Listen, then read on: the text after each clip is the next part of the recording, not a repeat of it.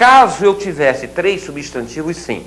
Só que a frase ficaria muito complicada, tá? O escritor não usa, eu não lembro de ter visto um exemplo sequer assim, de 3 palavras. Só assim eu poderia pensar em usar também o pronome esse e o pronome essa. Como normal é realmente aparecerem 2 substantivos, ao usar demonstrativos, sigam isso, por favor, tá? Aquele e aquela, quando você perceber que vocês vão se referir ao substantivo mais afastado, que está no iniciozinho da frase, né? E vão usar este ou esta quando você quer se referir àquele substantivo que estaria mais próximo daquele espaço, tá bom? Os pronomes indefinidos são palavras que transmitem para a frase uma ideia vaga qualquer, deixa a frase com uma ideia imprecisa, né? Aí vocês têm aqui os mais importantes pronomes indefinidos. Olha, alguém, ninguém, tudo, nada, cada, outrem. Botei um ponto e vírgula aqui para separar do outro grupo, né? Esses primeiros, até a palavra outrem, são os pronomes indefinidos que não podem se flexionar. São os invariáveis, né? Algum, nenhum, muito, pouco, bastante, etc. Esses ali, os mais importantes pronomes indefinidos, que são variáveis, tá? Podem ir ao plural, dependendo da situação, pode ir ao feminino, ok? Então vamos aqui para os exemplos, ó. Alguém está chorando. Quando eu digo que alguém está chorando, é claro que eu não sei quem é. Eu ouço alguém chorar, eu não sei quem é. Aí eu digo alguém está chorando. Então a frase fica com um sentido meio vago, meio impreciso. Ele é um pronome substantivo, ok? Sozinho com verbo indefinido. Cada pessoa fará uma parte. Cada pessoa. Eu não sei exatamente quem é essa pessoa, né? Então o cada transmite para o substantivo pessoa essa noção, esse sentido assim meio de indefinição, né? É um pronome adjetivo indefinido. Ele acompanha um substantivo. É pronome adjetivo indefinido. Tenho muito dinheiro. Essa frase eu estou colocando de propósito aqui para a gente comparar com essas 3 outras, tá? Tenho muito dinheiro. Há uma tendência muito grande de olhar essa palavra e dizer que se trata de um advérbio de intensidade. Porque as gramáticas relacionam os advérbios de intensidade. Muito, pouco, mais, menos, bastante, etc, né? Aí a pessoa desavisada apenas decora. Bota aquele negócio todo na cabeça, dá de cara com uma frase dessa numa prova e não vai pensar 2 vezes, né? Vai dizer que isso aqui é um advérbio de intensidade. Só tem um detalhe. Esta palavra acompanha a palavra dinheiro. Está ligada a um substantivo. Se a palavra na frase faz um grupo com um substantivo, ela tem que ser um artigo, como nós já vimos antes, um artigo, um adjetivo, um numeral ou um pronome adjetivo. Nunca o advérbio. Advérbio, em hipótese alguma, vai formar grupo com o substantivo. Uma outra coisa que me chama a atenção é que essa palavra é variável. Se eu pegar a palavra dinheiro, por exemplo, e trocá-la por uma palavra plural ou uma palavra no feminino, você vai ver que essa aqui vai acompanhar. Ó, paciência. Tenho muita paciência. Já expliquei isso para vocês anteriormente. Tenho muita paciência. Isso aqui é uma palavra variável. Portanto, isso não é um advérbio. Isso aqui é um pronome adjetivo indefinido. Quanto é muito dinheiro? Uma coisa vaga, né? Cada um vai ter uma ideia. Então, isso aqui é um pronome adjetivo, que acompanha o substantivo, né? Indefinido. Olhem bem as 3 frases agora com a palavra muito. Ele fala muito. Se refere ao verbo. Falar muito. Aumenta o valor do verbo. É um advérbio de intensidade. Ela é muito alta. Essa palavra se refere ao adjetivo, aumentando o valor do adjetivo. Também se chama advérbio de intensidade. Ele fala muito bem. Esse muito, gente, se refere a um outro advérbio. Ele fala bem, o bem é o modo. É um advérbio de modo. Daqui a pouquinho a gente vai falar dos advérbios. Ele fala muito bem. Aumenta o valor do advérbio bem. Eu tenho ali o quê? Eu tenho também um advérbio de intensidade. Então o advérbio é aquela palavra que se refere ao verbo, né? Ao adjetivo ou até a outro advérbio. Nunca ao substantivo. Tá bom? Isto aqui você vai classificar como um pronome indefinido. Pronome adjetivo indefinido, tá bom? Falamos sobre pronomes relativos na nossa aula de regência verbal. Olha aqui o grupo completo agora, os 8 pronomes relativos da língua. O qual, cujo, que, quem, onde, quando, como e quanto. Os 2 primeiros são sempre pronomes relativos. O pronome o qual, a gente diz que é o pronome base. Por quê? Porque qualquer outra palavra que possa ser trocada por o qual é pronome relativo. Tá? O copo que eu usei estava limpo. O copo o qual usei estava limpo. Esse que substitui a palavra copo aqui dentro. Eu usei o copo. E também pode ser trocado por o qual, eu vou dizer que é um pronome relativo. A pessoa a quem pedi a caneta é educada. Nota bem, a pessoa a qual pedi a caneta. Esse quem também equivale ao pronome o qual. No caso ali no feminino, porque pessoa é feminino. Então a palavra quem que está substituindo pessoa, eu pedi a pessoa, né? Então eu tenho aqui um pronome relativo. A casa onde nasci desabou. A palavra onde normalmente aparece nos textos com a função de advérbio, um advérbio de lugar. Mas não se precipite não, porque esse onde aqui tem uma palavrinha antes dele, né? Que é um substantivo, é o antecedente do pronome. Veja bem que só ocorre com os três, ó. Copo que, pessoa a quem. E agora, casa onde. Mesmo porque, para ser pronome relativo, você precisa ter um substantivo ou pronome substantivo antes da palavra que é o pronome relativo. A casa onde nasci. Olha a troca, gente. A casa na qual nasci. Tá bom? Na qual nasci. Então esse onde deixa de ser advérbio. Eu vou dizer que ele é um pronome relativo. Olha a troca. Nasci na casa, né? Ele está substituindo a palavra casa. Está aqui um que é pouco usado.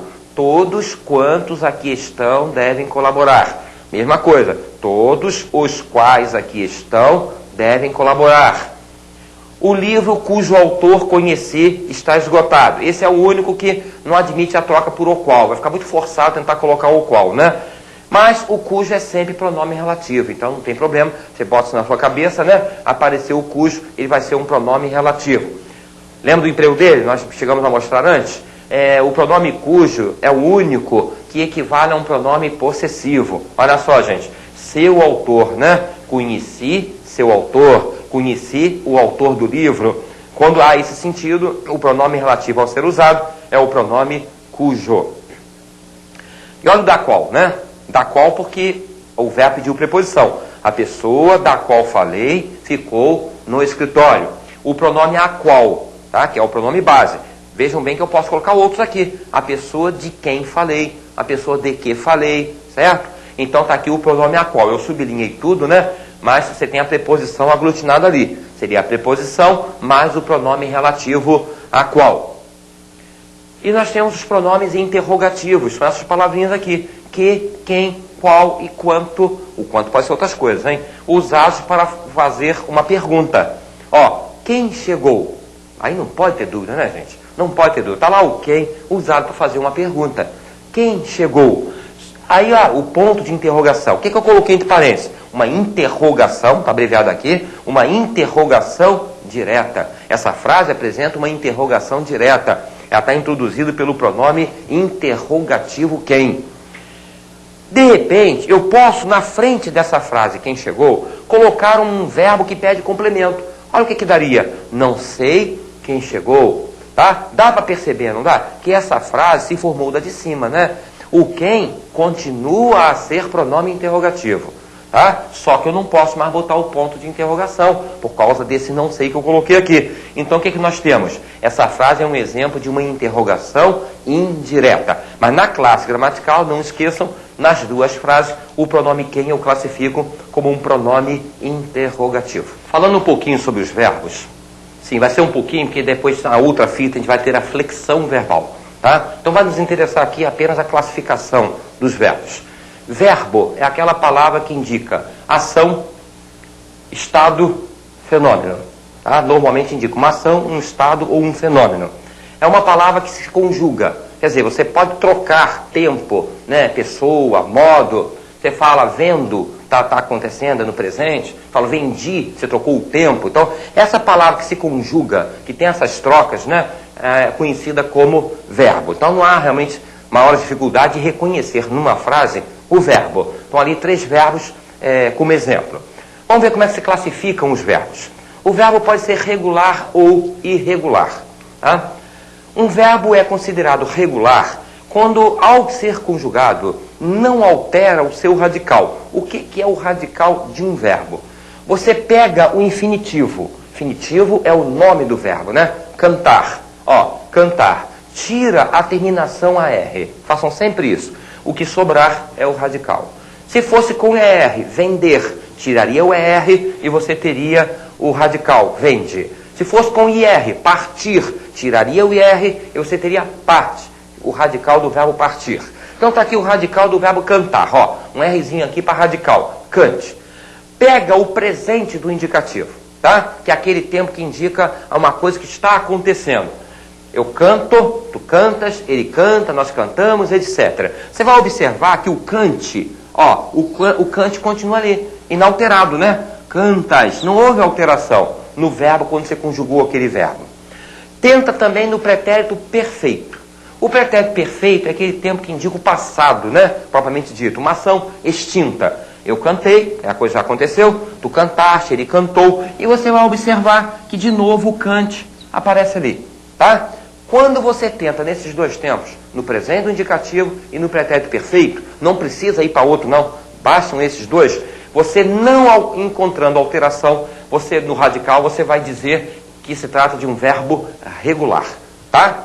Olha agora, fazer, tirou o ER, você tem o radical, não é verdade? Faz. Faço, fazes, presente do indicativo, eu faço, tu fazes. Olha bem como é que ficou o radical aqui, ó, até o C com cedilha, né? Faço. Não houve mudança em relação ao infinitivo? Houve. Nem precisaria mais do pretérito perfeito. Eu já poderia dizer que ele é um verbo irregular. O pretérito perfeito também alterou, né? Tem verbo que só altera no presente, outros só alteram no pretérito perfeito. Esse alterou os dois. Fiz, olha o fiz aqui, né? Aqui está inteirinho, o radical, e o fiz aqui nessa palavra, né? Fiz, então o radical faz passou para fez. O verbo fazer é, portanto, um verbo irregular.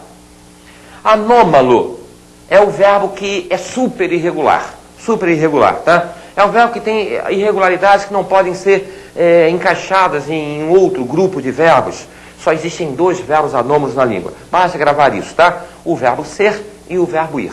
São verbos que possuem mais de um radical.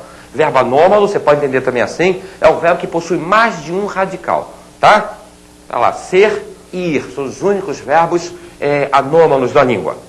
O verbo defectivo é o verbo que não se conjuga em todas as pessoas, todos os tempos, em todos os modos, né? É, portanto, um verbo incompleto. Eu queria que vocês soubessem esses aqui, que são verbos muito conhecidos, tá? Verbos que a gente encontra bastante em provas. Então vamos gravar esses aqui. O abolir e o colorir, vocês viram que eu parei ali com ponto e vírgula, né? Eles pertencem a um grupo. Cai muito em prova todos os dois. O abolir e o colorir, no presente do indicativo, olha como é que eles se conjugam, botei aqui embaixo. Tu aboles, ele abole, nós abolimos, vós abolis, eles abolem. O colorir seria igual. Tu colores, ele colore, nós colorimos, vós coloris, eles colorem. O que vocês perceberam? No presente do indicativo, esses dois verbos não possuem a primeira pessoa do singular. Eu. Você começa a conjugar no tu, tá?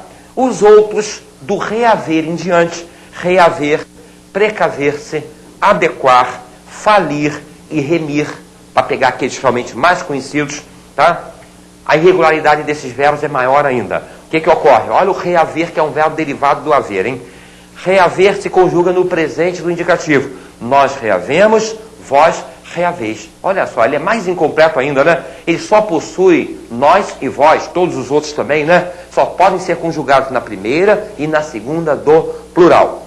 Esses verbos que estão aqui, os verbos defectivos de um modo geral, tá? Não possuem presente do subjuntivo, tá? Vejam bem, eles são incompletos no presente do indicativo, dessa maneira como vocês viram, e não possuem nenhuma pessoa do presente do subjuntivo. Aquele verbo, aquele tempo que é conjugado com o que na frente, né? Principalmente o que, né? Que eu ande, que eu fale, que eu beba. Você não vai poder fazer isso com nenhum desses verbos que nós estamos analisando aqui. Nos outros tempos, o passado e o futuro, quer dizer, o pretérito e o futuro, esses verbos são completos.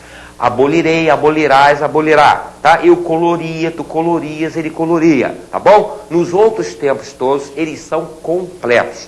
eles são defectivos por causa do presente do indicativo e por também não possuírem o presente do subjuntivo. Bom, falar agora do verbo abundante, que é uma outra classificação. O verbo abundante é aquele que possui mais de uma forma para o mesmo caso. Verbos aceitar, fritar, acender, expulsar e pagar, até aqui, até o ponto e vírgula, são os verbos mais importantes da língua que tem mais de um particípio, tá? Você pode falar aceitado ou aceito, fritado ou frito, acendido ou aceso, expulsado ou expulso, pagado ou pago, tá? Vai depender da frase, usar um ou usar outro. Mas fiquem sabendo que eles são verbos que possuem essas duas formas. Haver, construir e destruir são verbos que no presente do indicativo são abundantes. Por exemplo, o haver, eu hei, tu has, ele há, nós havemos, vós haveis, eles hão. Também é correto, em vez do havemos, hemos, e no lugar do haveis, eis. Aqui, construir, construo ou constróis, ou então construis com o, constrói ou construi. Então, por essa construção dupla no presente do indicativo, esses três verbos também são considerados verbos abundantes dentro da língua. Temos aquela distinção entre o verbo auxiliar e o verbo principal, que até nós já vimos antes, né? Quando eu digo estou trabalhando muito, você tem a chamada locução verbal, né? Que é formada por um primeiro verbo, que eu vou chamar de verbo auxiliar, e por um segundo verbo, que é o verbo principal. O auxiliar é sempre o primeiro verbo, né? E é aquele verbo que vai ajudar na conjugação, vai ajudar o verbo trabalhar a ser conjugado. Então, esse primeiro verbo nós chamamos de auxiliar, e esse segundo, que está aqui no caso no gerúndio, né? Nós chamamos de verbo principal. Ele na locução verbal vai estar no gerúndio, no particípio ou no infinitivo. Lembrando a vocês que é o primeiro verbo que se flexiona, né? Eu estou, nós estamos, etc. E temos agora o problema das chamadas formas risotônicas ou formas arrisotônicas de um verbo, né? Olhem sempre bem quando eu conjugo isso aqui. Luto, verbo lutar. Eu luto, tu lutas, ele luta, nós lutamos, vós lutais, eles lutam, tá? Quando eu conjugo, você vai ver o seguinte, a vogal tônica, que é aquela mais forte, na primeira palavra, eu luto, está dentro do radical. O radical é lute. É só pegar o lutar, tirar o AR, né? Então, ó, luto, lutas, luta, e na terceira do plural, lutam. Quando a vogal tônica está dentro do radical, eu tenho uma forma risotônica, tá? Caso fique fora, que é a maior parte da situação, a maior parte dos casos, né? Ó, lutamos, lutais. O A, que é a vogal tônica, vai ficar fora do radical, eu vou dizer que é uma forma arrisotônica. Os advérbios da língua podem ser representados por uma palavra só, advérbios simples, ou por mais de uma palavra, as locuções adverbiais. Existem 7 advérbios em português, simples, né? Olhem nas frases. Aqui se trabalha muito. Você percebe que essa palavra dá uma ideia de lugar. É um advérbio de lugar. Trabalha muito. Aquela palavra que aumenta o valor de um verbo, de um adjetivo ou de outro advérbio. É o advérbio de intensidade. Possivelmente não trabalharei hoje. Quando eu digo possivelmente, é porque eu estou em dúvida, né? Talvez, possivelmente, provavelmente, é o chamado advérbio de dúvida. O não é sempre um advérbio de negação. Trabalharei hoje. Hoje dá nitidamente uma ideia de tempo. Portanto, eu vou chamar aquela palavra de advérbio de tempo. Mais um de dúvida. Talvez ela volte. Possivelmente, talvez ela volte, tá? É mais usado, normalmente aparece o talvez na língua, né? Há uma tendência popular mais a usar a palavra talvez. Ele fez realmente o trabalho. Agora, veja bem, ele fez realmente, ali está o quê? Confirmando, garantindo, né? Afirmando. Então, eu vou dizer que isso aqui é um advérbio de afirmação, tá? Os advérbios, às vezes, são representados por mais de uma palavra. Esses aqui podem, com exceção do de negação, aparecer sob a forma de locuções, tá? Ele chegou de noite, o tempo, uma locução adverbial de tempo. Mas há alguns que só podem ser representados por uma locução. Olha aqui alguns importantes. Morreu de frio. Você vai ter que ir pelo sentido, não tem como. Morreu de frio. O frio é a causa da morte. Morreu por causa do frio. Então não é modo, como algumas pessoas dizem, né? É a locução adverbial de causa.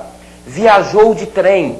tá? O meio utilizado, você vê pelo sentido, o meio de transporte utilizado, eu vou dizer que isso é uma locução adverbial de meio. Cortou-se com a faca, parecido com o anterior, hein? Cortou-se com a faca. É praticar uma ação verbal utilizando-se de um determinado objeto, de um determinado instrumento, tá? Cortou-se com a faca, locução adverbial de instrumento. Vive para o trabalho, o fim ou finalidade da vida do indivíduo e por aí afora, né? São as nossas locuções adverbiais, tá? Há muitas outras, né, na língua. Por exemplo, a de condição. Você pode estabelecer uma condição para que a ação verbal se realize, né? Você tem o de concessão, que é aquele que dá uma ideia de oposição. Foi a praia apesar da chuva, ou apesar da chuva, que é uma expressão antagônica ao ato de ir à praia. Então você vai, de acordo com a situação, você vai analisando as locuções adverbiais, tá bom? As preposições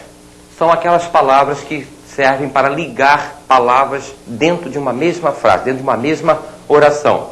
As preposições podem ser simples. Essas palavras provavelmente são conhecidas de todos vocês, né? A, ante, após, até, com, contra, de, desde, em, entre, para, perante, por, sem, sob, sobre e traz. Dessas palavras, a preposição a é a mais perigosa, que pode ser uma série de coisas, né? Olha bem na frase. Ele foi a São Paulo. Você nota que esse a liga o verbo ir ao substantivo São Paulo. É a característica da preposição. É a característica de qualquer uma dessas palavras. E você nota aqui também que é uma exigência verbal. Geralmente é assim, a preposição. O verbo ir, né, gente? Quem vai a algum lugar, a. O próprio verbo pede, não é? Se o verbo pede, você tem necessariamente uma preposição. Então, esse quadro a gente deve ter realmente na cabeça, mas observar direitinho na frase, principalmente a palavra a. Porque a palavra a pode ser uma série de coisas. As preposições podem ser acidentais, né? Ou seja, são palavras de outras classes gramaticais que, dependendo do contexto, possam assumir o valor de uma outra preposição. Olha algumas importantes. O que, o exceto, o conforme, o como, tá? O afora e algumas outras palavras que aparecem às vezes na função de preposições. Tenho que dizer uma coisa. Esse é o exemplo tradicional, tá? Praticamente todas as gramáticas dão um exemplo com a palavra que. Tenho que dizer uma coisa. Você observa que ele significa exatamente de. Eu tenho de dizer uma coisa. Essa palavra está ligando, né? Está ligando os dois verbos. Está ligando o verbo auxiliar ao verbo principal. Tenho que dizer uma coisa. Esse que equivale a de, eu vou chamar de preposição acidental. E temos locuções prepositivas, né? São aqueles grupos de palavras que têm valor de preposição. Lembra da nossa aula de crase? A procura de, a espera de, aquela locução prepositiva que nós usamos com acento de crase. Olha aqui, olha a mesma expressão aqui. Saiu à procura de ajuda. Nós vimos naquela ocasião que quando eu tenho a no início e o de no final, nós temos uma locução prepositiva, né? Normalmente no meio da oração, para ligar duas palavras. Nota bem que está ligando o verbo saiu ao substantivo ajuda. Isso é uma expressão que eu vou chamar de locução prepositiva. Há dezenas e dezenas na língua, tá bom? Há algumas que não têm aquela estrutura, começar pelo a, né, terminar pelo de. Essa aqui, por exemplo, começa pela palavra de e termina pela palavra com. Ó, estava de acordo com tudo. O que eu quero que vocês observem é o seguinte, estava e a palavra tudo. Eu preciso de algo que faça a ligação. A ligação é com a expressão de acordo com. Vou chamar isso aqui também de uma locução prepositiva. Temos uma outra classe gramatical que é a classe das conjunções. Aqui é muito rapidinho, é claro que tem muito mais para se falar sobre conjunção, tá bom? Vou fazer isso aqui com vocês, reduzindo dessa maneira, porque a gente vai dar análise sintática, vai dar classificação das orações, aí forçosamente eu vou pegar o quadro das conjunções, tá bom? Então só uma noção, hoje eu quero apenas que você fique com essas palavrinhas na cabeça, coordenativas e subordinativas, tá bom? As conjunções podem introduzir orações coordenadas, nós vamos ver adiante exatamente do que se trata. Olha as principais, coordenativas, conjunções coordenativas, e, mais, logo, ou, etc. Tá? Essas palavras ligam orações coordenadas. E as subordinativas, quando, embora, se, conforme, que vão ligar orações subordinadas à sua oração principal. Tá bom?